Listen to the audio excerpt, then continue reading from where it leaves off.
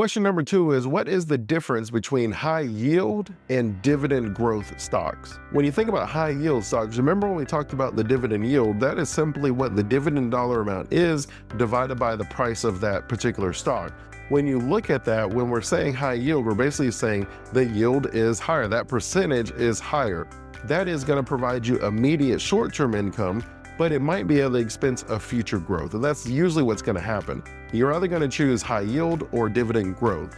Dividend growth is the opposite. My yield might not be that much as far as a percentage of the overall stock price, but I believe this stock is going to continue growing, is going to continue appreciating. AT&T would be an example of a high yield company. So AT&T is a little bit older. We don't expect to see a lot of growth happening. And the growth of the stock has been pretty consistent, but it's on the lower end.